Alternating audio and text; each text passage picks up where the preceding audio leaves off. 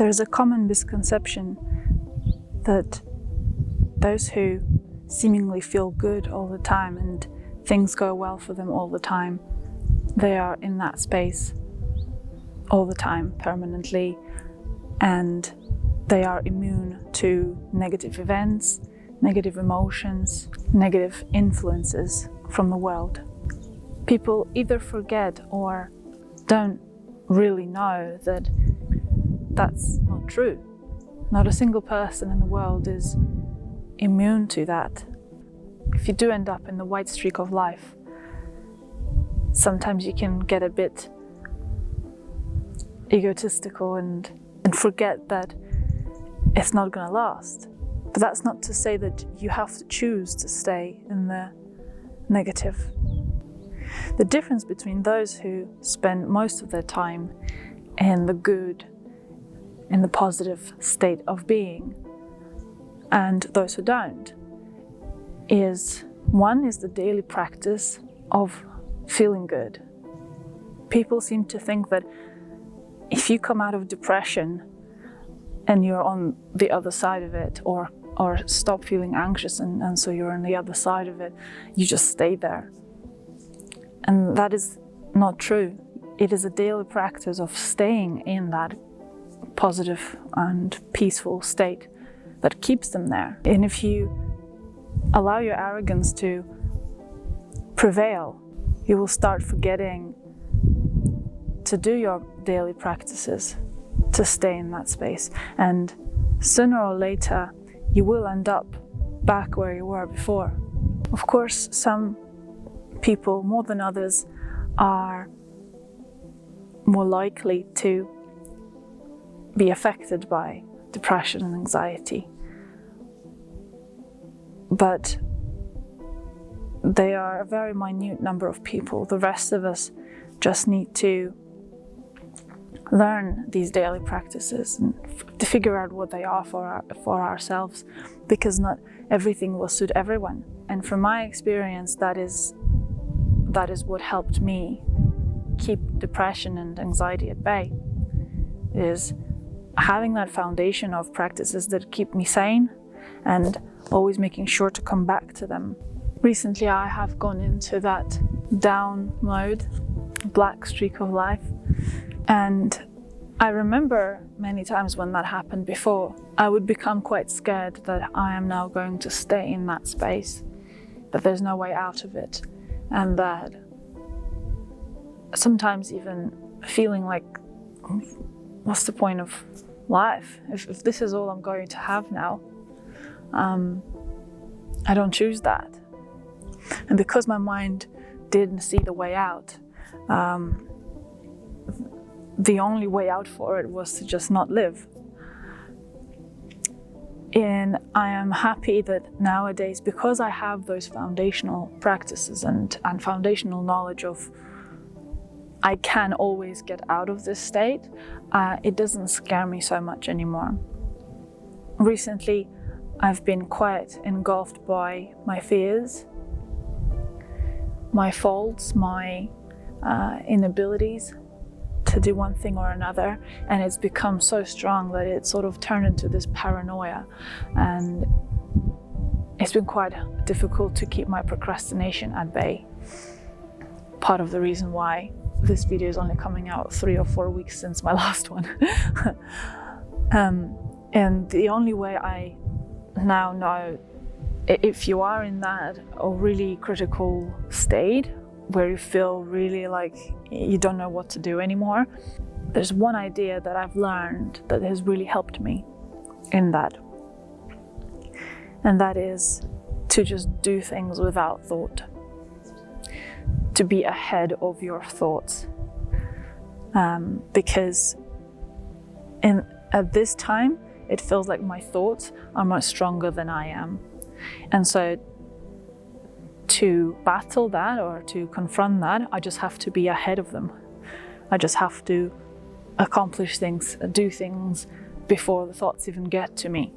And the one thing that has been really helpful is understanding that that feeling of fear that I feel, especially if it's to do with achieving something, that fear and anxiety.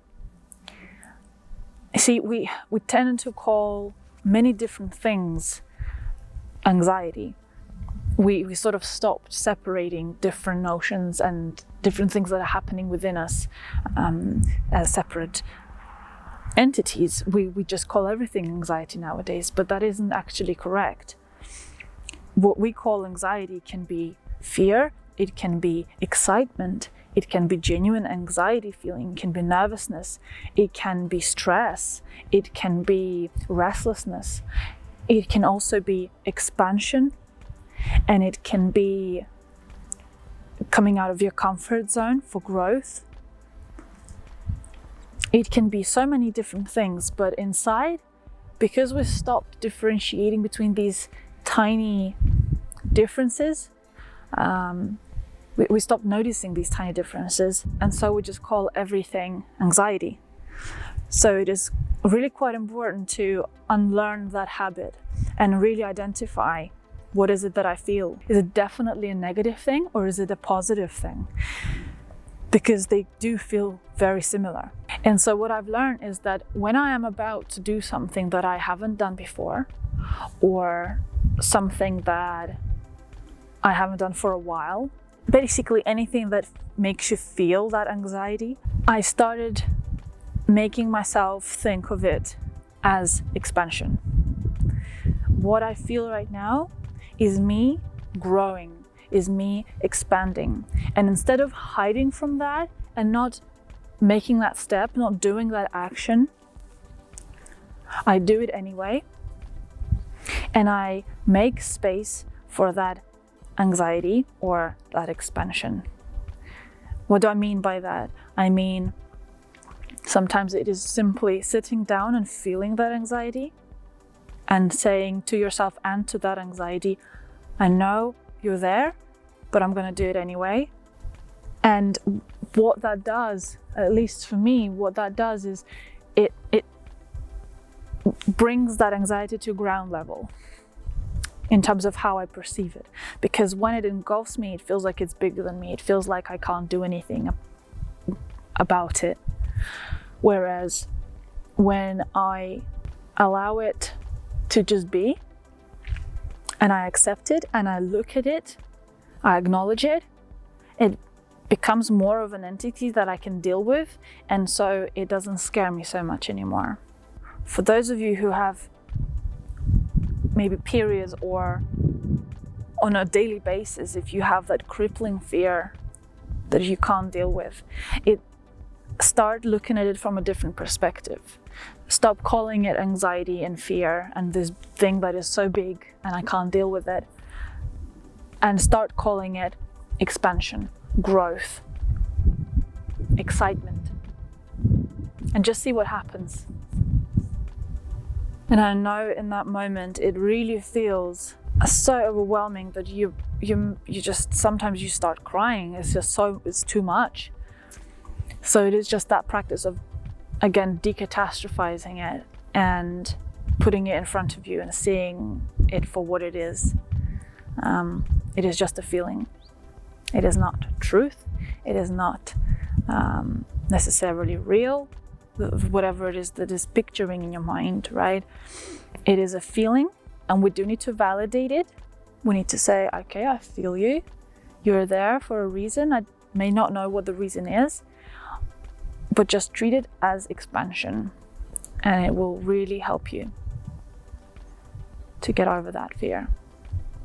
This was Self-Talk by the Soul channel.